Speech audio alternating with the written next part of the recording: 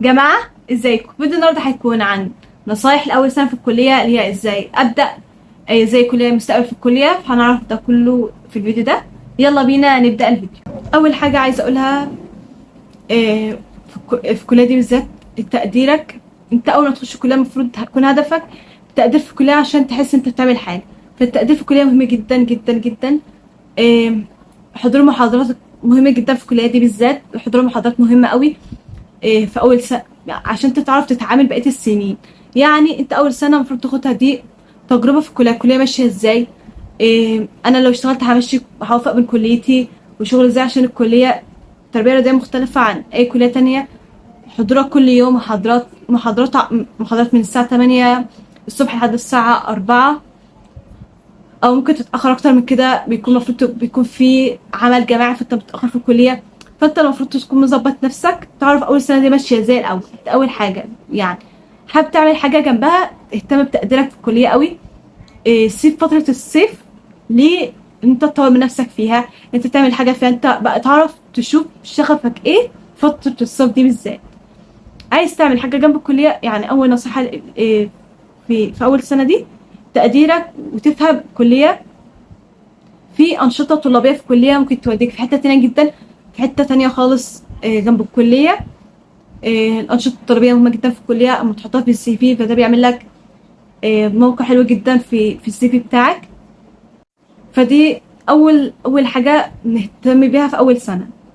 تاني حاجة أنت تبدأ تنزل تشوف أي حاجة أنت عايز تتدرب فيها. مثلا عندك شغف في مجال الجمباز، عندك شغف في مجال السباحة، عندك شغف في مجال مثلا تنزل تشوف الجيمات شغالة ازاي. الحاجات دي كلها تنزل جيم تتدرب فيه، تنزل اكاديمي جمباز، تنزل تتمرن سباحة. الحاجات دي كلها هتفيدك قوي، ولما تاخد خبرة في المجال في الحاجات دي كلها هيفيدك وهيفيدك جدا جدا، وهيديك خبرة. وبعد كده انت تقدر تشتغل لوحدك. يعني تنزل اي اكاديمي تقول لهم انا عايزه اتدرب في اكاديميات، هتقبلك انت تتدرب من وتاخد خبره في المجال. وفي اكاديميات لا، هتكون حاجه عاديه جدا. تنزل جيمات برضو، تنزل في الفتره دي هتنزل من غير فلوس، هتنزل من غير اي حاجه. انت المفروض ما عندكش خبره خالص، فانت بتنزل من اول وجديد تتعلم. ده اول حاجه. يعني دي لو انت حابب بقى تعمل اول سنه، فتنزل تاخد خبره في اي مجال انت حابب تنزل تجرب. اول سنه خدها تجربه، يعني شوف انت حابب تجرب ده، تنزل تتدرب في ده وتنزل تتمرن في ده وتنزل تشوف. انت بقى في وسط الكلام ده كله هتعرف شغفك ايه، وهتعرف الحاجه المناسبه ليك ايه.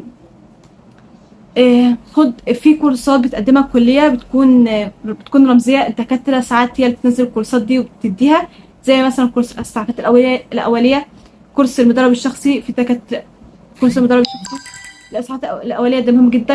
الحجامه والتدليك.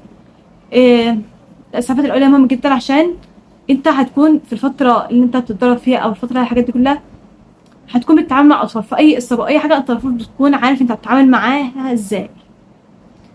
آه كمان وانت بتتمرن ممكن تنزل تتمرن سباحه، وزي ما انا قلت في خلال شهرين مثلا. وده اول حاجه ممكن نبدا بيها. ممكن هنتعب شويه في الشهرين دول في السباحه وكده، بس شغل السباحه مش بيكون طول السنه. يعني في ناس في الشتاء هو بيكون شغال كويس جدا جدا جدا في الصيف. ممكن تنزل ت... في تنزل تاخد شهرين كورس سباحة، وتروح تمتحن كورس تمتحن الإنقاذ. والإعداد معلم تكون كابتن سباحة، وتقدم الشهادة اللي معاك دي في أي نادي أو أي أكاديمي، وتكون أنت معاك جروب لوحدك وتمسك وتكون كابتن سباحة، وتطور من نفسك بقى أكتر وأكتر، وتكون أشطر كابتن سباحة لو أنت حابب المجال. بس نصيحة تجرب كل حاجة لحد ما تلاقي حاجة هي دي الحاجة اللي أنا هكمل فيها للآخر. حاولوا بقى في أول سنة، ما انتوا كده كده طالعين من ضغط الثانوية ومن ضغط حاجة كبيرة قوي. فما تضغطوش نفسك في أول سنة، خلوا أول سنة دي حاجة تجربة لكل حاجة انت عايزين تعملوها. تعرفوا على كلية أكتر، هتتعرفوا على ناس كتيرة جدا في الكلية، هتجربوا حاجات كتيرة جدا في أول سنة في الكلية دي. في أول سنة في الكلية هتجربوا حاجات كتيرة جدا انتوا ما جربتهاش قبل كده. هتتعلموا حاجات كتير برضو. فاول سنه دي خدوها كده تجربه لكل حاجه انتوا عايزين تعملوها. في تاني سنه وفي تالت سنه وفي رابع سنه فانت هتكون عارف بقى دنيتك او دنيتك ماشيه هتمشي ازاي بقى بعد كده. بس دي النصايح اللي انا اقدر ان انا اقدمها، او من خلال خبرتي او ما عنديش خبره قوي، بس من خلال الدايره اللي انا فيها بس.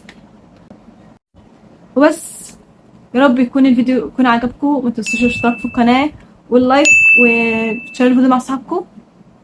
وبس، باي.